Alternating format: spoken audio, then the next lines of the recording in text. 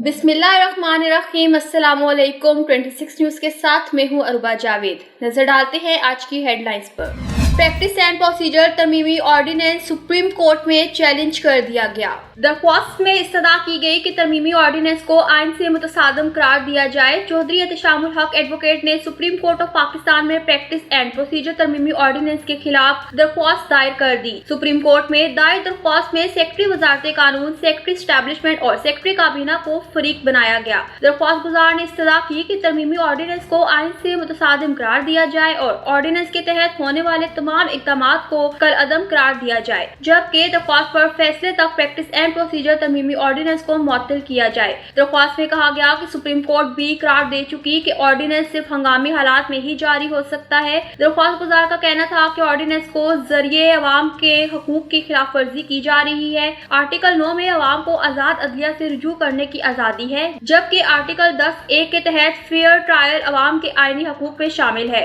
दरख्वास्त में मजीद कहा गया कि ऑर्डिनेंस से इजाफी इख्तियारात दिए जा रहे हैं, जिसका रूटीन में इस्तेमाल पार्लियामेंट के इख्तियारात को कम कर रहा है। ऑर्डिनेंस से आजाद अदलिया के इख्तियारात पर असर पड़ेगा। सुप्रीम कोर्ट के फैसले पर मनफी असर पड़ेगा।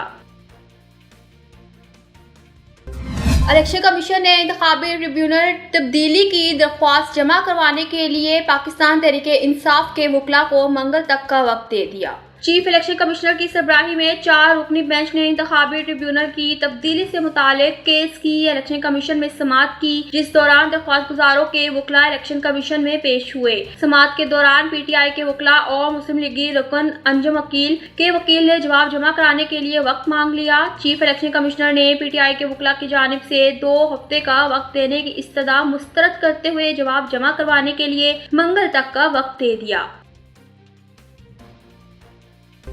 वफाकी वज़ीर इत्तलात अता तारड़ ने कहा कि वज़ीर-ए-आज़म शहबाज शरीफ के दौरे अमेरिका के मुस्बत नताइज आएंगे। IMF से जल्द खुशखबरी मिलेगी। वफाकी वज़ीर इत्तलात अता तारड़ ने मीडिया से गुफ्तगू करते हुए कहा कि वज़ीर-ए-आज़म शहबाज शरीफ के दौरे अमेरिका के मुस्बत नताइज बरामद होंगे। IMF और वर्ल्ड बैंक के साथ मुज़ाकरात जारी हैं। पाकिस्तान के IMF के साथ मामलात खत्मी मराहिल में पहुंच चुके हैं। वज़ीर-ए-आज़म ने हर फोरम पर मसला फ़लस्तीन को भरपूर उजागर किया। वफाकी वज़ीर इत्तलात का कहना था कि इसराइल फ़लस्तीन में नस्ल कुशी का जिम्मेदार है। पाकिस्तान मशरक़ी वस्त में अमन का ख्वाह है। फ़लस्तीनी भाइयों को हर मुमकिन मदद फराहम कर रहे हैं। पाकिस्तान ने दहशतगर्दी के खिलाफ जंग में बहुत नुकसान उठाया। मुल्क में महंगाई की शरह सिंगल डिजिट में आ गई। अता तारड़ का मजीद कहना था कि ब्लूमबर्ग ने पाकिस्तानी मुआशी पॉलिसियों की तारीफ की। हमारी IT एक्सपोर्ट $3.1 बिलियन तक पहुँच गई है।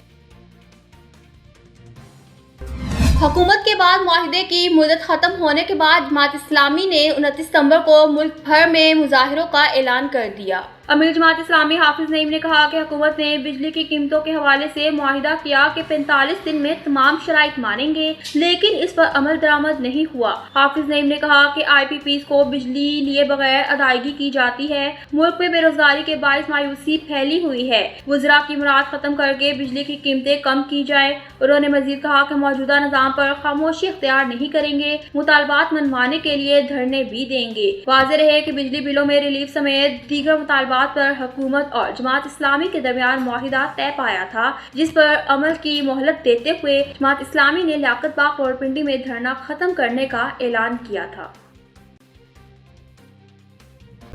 न्यूज़ स्टूडियो से फिल वक्त तक के लिए इतना ही। मज़ीद खबरों और अपडेट्स के लिए देखते रहिए 26 न्यूज़।